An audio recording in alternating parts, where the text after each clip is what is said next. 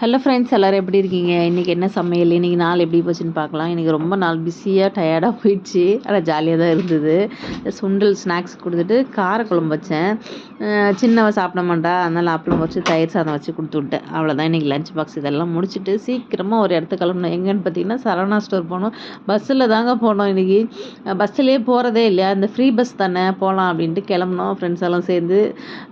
பாருங்கள், டி நகர் சரவணா ஸ்டோர்லாம் போகவே முடியாது. ரொம்ப நாள் ஆச்சு. டி நகர்லாம் போய் சுற்றியே நமக்கு இங்கே பாடி சரவணா ஸ்டோர் எங்களுக்கு ரொம்ப கிட்ட. ஒரே பஸ் தான். இங்கே ஏறினா அங்கே போய் இறங்கணும். அது ஃப்ரீ பஸ்ஸாக ஃப்ரீயாக போயிட்டு ஃப்ரீயாக வந்துட்டோம்.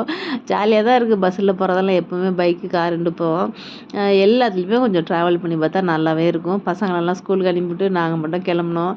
அப்படியே போயிட்டு சும்மா அப்படியே ஒரு ரவுண்ட் சுற்றலான்னு தான் போனோம். பெருசாக ஒன்றும் வாங்குறதுக்கெலாம் ஒன்றும் இல்லை. ஃபேன்சியில் பார்த்திங்கன்னா நல்ல கூட்டமாக இருந்து, ஃபேன்சி இந்த மளிகை ஜாமான் காய்கறி இதெல்லாமே 5வது ஃப்ளோரில் இருக்கா, அதில் நல்ல கூட்டம். அதுக்கப்புறம் சாப்பிட்ற 9வது மாடின்னு நினைக்கிறேன், அதில் கூட்டம். மற்றதுலலாம் பெருசாக ஒன்றும் கூட்டமே இல்லை.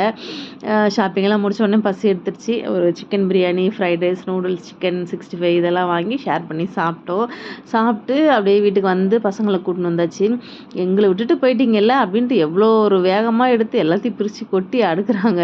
இந்த காய்கறியெல்லாம் அவ்வளோ ஃப்ரெஷ்ஷாக இருக்குங்க. ரொம்ப ரேட்டு கம்மி. ஆனால் நான் என்னால் தூக்கிட்டு வர முடியாது, அதெல்லாம் வாங்கிட்டு வரல.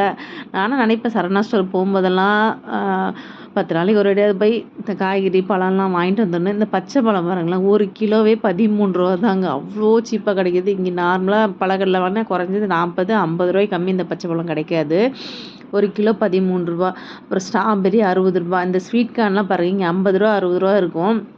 25 ரூபாய் என்னமோ தான் போட்டிருக்கு பாருங்களேன். அதுல அத்திப்பழம் பாக்ஸ் பாருங்கள், அவ்வளோ 25 ரூபா தாங்க ஒரு பாக்ஸு. இங்கே 50 ரூபாய்க்கு கம்மி கிடைக்காது.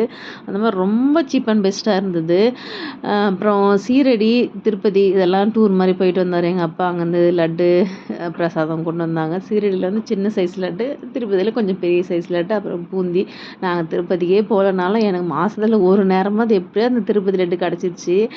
திருப்பதி லட்டு தான் கொஞ்சம் பூந்தி ஆயிடுச்சு. அப்புறம் எல்லாருக்கும் பிரசாதம் இல்லை, கொஞ்சம் கொஞ்சம் பிரித்து எல்லாருக்கும் கொடுத்து சாப்பிட்டு முடிச்சாச்சு. அதுக்கப்புறம் பசங்க ஏதோ விளையாடுறேன்னு ஏதோ சொப்பு சாமான் செஞ்சு அடுப்பு, இட்லி, தோசை இதெல்லாம் செஞ்சுட்டு இருந்தாங்க.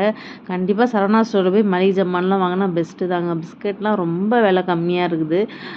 ஃப்ரீயாக இருந்தால் ஒரு 10 நாளைக்கு ரொட்டியோ மாதத்துக்கு ரொட்டியோ கண்டிப்பாக போய் மளிகை ஜாமான் வாங்குங்க.